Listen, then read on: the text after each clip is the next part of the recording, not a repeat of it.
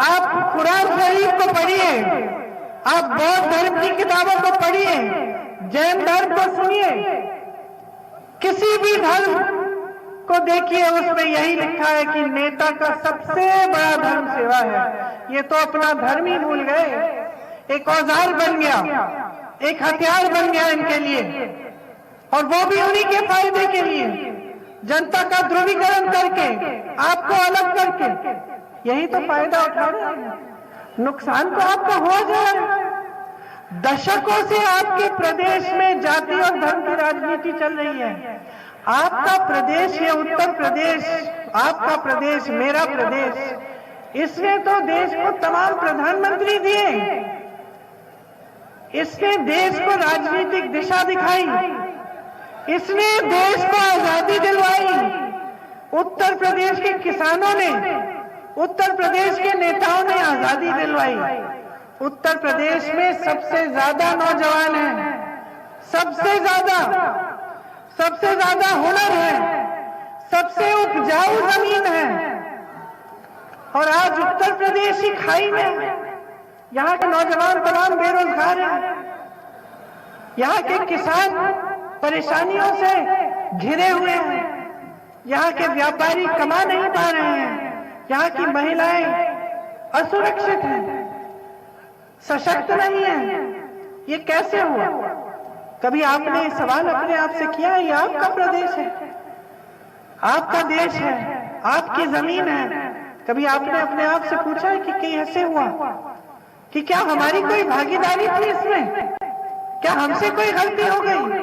और मैं आज यहाँ खड़े होकर दिल से आपको कहना चाहती हूँ, आपसे गलती हुई है, बहुत बड़ी गलती हुई है आपसे। आपने धर्म और जाति के आधार पर राजनीति को बहुत बढ़ा दिया। इससे क्या हुआ?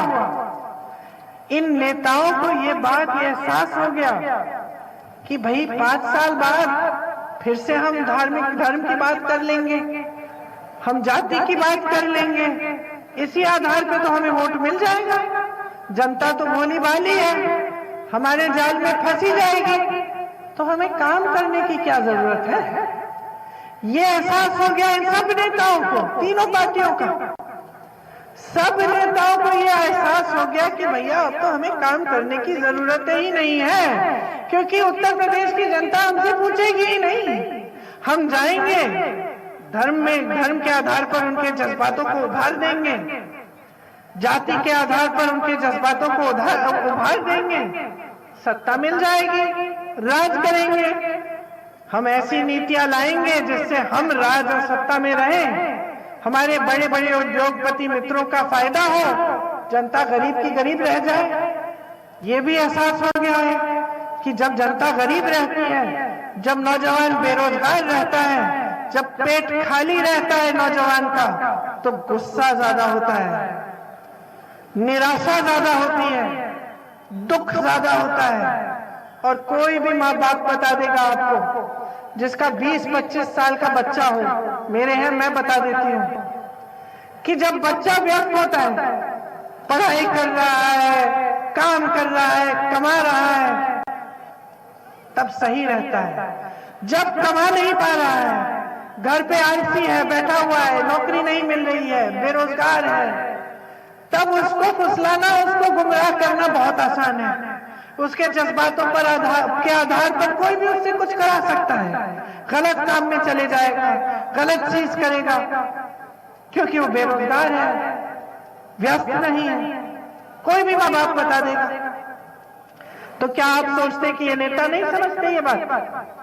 क्या आप सोचते कि ये इतने सालों में ये नहीं समझ गए कि नौजवान बेरोजगार रहेगा तभी तो इसको फुसला पाएंगे, तभी तो इसकी टोलियां बनाएंगे और धर्म के नाम पर, जाति के नाम पर इसको हम उकसाएंगे और इसके जज्बातों को उभार कर हम वोट लेंगे, मोटरसाइकिलें दे देंगे, झंडे लेंगे, घूमेंगे, सब जगह नारेबाजी करेंगे, धर्म के आधार पर, जाति के आधार पर लोगों को के जज्बातों को उभारेंगे और वोट मिल जाएगा हमको। क्या आप समझते हैं ये समझे नहीं है? अरे सब जानते हैं, ये सब जान गए हैं कि यही रास्ता है सत्ता का। एक जमाने में नेता समझते थे कि सेवा करनी है, अगर हम विकास नहीं लाए, मेरे पिताजी समझते थे, मैंने अमेठी में देखा, सांसद थे, प्रधानमंत्री बने, चले जाते थे गांव के अंदर, प्रधानमंत्री होते हुए अपनी जीप चला के चले जाते थे और जनता पूछती थी, प्रधानमंत्री थे लेकिन जनता पूछती थी कि राजीव भैया हमारी सड़क क्यों नहीं कराई, अभी हमारे खंबे लग गए लेकिन तार नहीं डलवाई आपने, इतने महीने हो गए डलवाइए। वो समझते थे कि जनता पूछेगी, जनता के सामने जवाबदेह बनना पड़ेगा, इसलिए काम करना पड़ेगा। अब क्या हुआ उसके बाद? दशक गुजर गए, जाति के नाम पर, धर्म के नाम पर कभी बसपा आई, कभी समाजवादी दल आए, कभी भाजपा आई, और सब जान गए कि अब तो कोई पूछ ही नहीं रहा, अब तो वोट लेने का रास्ता कुछ और हो गया, सत्ता का रास्ता कुछ और हो गया, जवाबदेही है ही नहीं, कोई अपने आप को जिम्मेदार समझता ही नहीं है आपके प्रति। यहाँ किसान परेशान है, ये कानून ला रहे किसानों के लिए कि किसान मेहनत करेगा, किसान की का खून पसीना बहाएगा अपना, और अपने उद्योगपति मित्रों का फायदा होगा, किसान नहीं कमाएगा उस खून पसीने से। यहाँ ऐसी नीतियां बन रही हैं जो सारे रोजगार, जैसे आपने कहा, सारे रोजगार बिक रहे हैं, क्योंकि बड़ी बड़ी संस्थाएं जो पंडित नेहरू जी के जमाने से कांग्रेस की सरकारों ने बनाई, जो रोजगार देती थी, जो आपके लिए बनी गई थी, आपकी संपत्ति थी, वो भी सारी बेच डाली अपने दोस्तों को। खुद 16,000 करोड़ के हवाई जहाज में नरेंद्र मोदी जी घूम रहे हैं, आपने देखा होगा। आजकल ही आए हैं ना, 5 सालों में तो नहीं दिखे, एक आध उद्घाटन कर लिया होगा। अब 3 दिन आ गए वाराणसी चुनाव के समय, अपने बड़े हवाई जहाज में 16,000 करोड़ का के 2 हवाई जहाज हैं इनके, और पूरे देश के गन्ने का बकाया 14,000 करोड़ है। आप वो बकाया नहीं दे पाए, लेकिन अपने लिए आपने उतने का ही 2 हवाई जहाज खरीद लिया, और उसमें आप घूम रहे पूरी दुनिया। आपकी ये हिम्मत हो गई है, आपने इतनी हिम्मत दे दी है भाइयों और बहनों, मैं क्या कहूं आपसे। आपने हिम्मत इतनी दे दी है कि आपके सामने मंच में खड़े होकर कह सकते हैं कि हमें मालूम नहीं था कि आपके छुट्टे जानवर की समस्या है, इनकी सरकार 5 सालों से, और इनको मालूम नहीं। आपने इतनी हिम्मत दे दी है कि जिस मंत्री के बेटे ने 6 किसानों को लखीमपुर खेड़ी में अपनी जीप के नीचे खुलेआम कुचल डाला, उस मंत्री को अपने मंच पर अपने साथ रखते हैं, उस मंत्री के बेटे को रिहा कर दिया, उसकी जमानत करा दी। आपने इतनी हिम्मत दे दी है, आपने इतनी हिम्मत दे दी है कि आपको गरीब रखने की हिम्मत हो गई है इनकी। आपके लिए काम करना नहीं चाहते, और अब खुलेआम कहते हैं। आपके सामने चुनाव के समय आपकी समस्याओं की बात नहीं होती, बुलडोजर की बात होती है, तो बुलडोजर चलाए आपके क्षेत्र की माफिया पे, चलाए, क्यों नहीं चलाए इन पे? किसके संरक्षण में काम कर रही है यहाँ की माफियाएं? इनके संरक्षण में चल रही हैं, इन पर बुलडोजर कभी नहीं चलेगा। समझे आप? इनकी सारी नीतियां सिर्फ अमीरों के लिए हैं। ये बुलडोजर, ये बड़ी बड़ी बातें, ये सब गरीबों के लिए है। गरीबों को गरीब रखने की बातें हैं। आपका विकास कोई नहीं चाहता।